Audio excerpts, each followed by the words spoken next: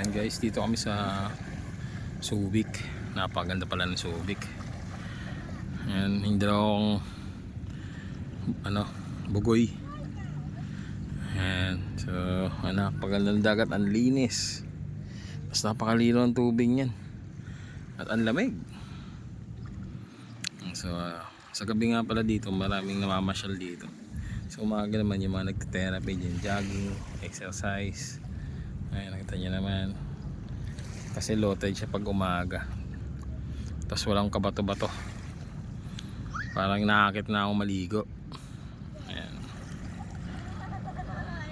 Ganda ng bundok, oh. Parang itong ganda itong bundok yung nakita ko sa abroad, eh. Yung nagbabarko ako. Ayan, oh, parang mga kalbo. Parang Alaska ba? Ay hindi, mga Europe. Mga bundok na Europe. Ayan. Ay, si tatay tinitherapy sa dagat, oh. Lakad-lakad. So napadpad kami rito guys. Mga boss pala, napapag-guys na rin ako. Dahil meron akong deliver dito, isang box lang, eh. Sinama ko na sila. Tapos mamaya pabalik, may sakay din kaming 3 box. Ayan. So kahit pa paano may konting sobra sa biyahe natin. Tapos enjoy pa tong pamilya ko dito sa Subic. Ayan.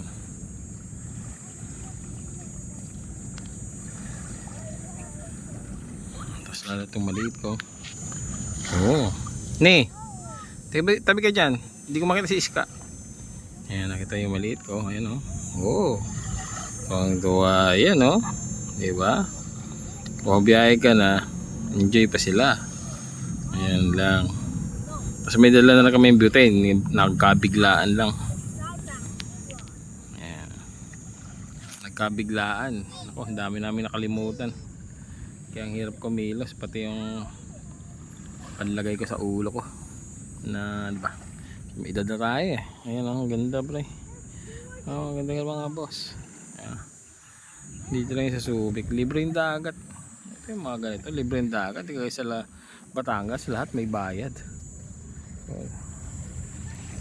you know, public na public beach. Napakaganda pa.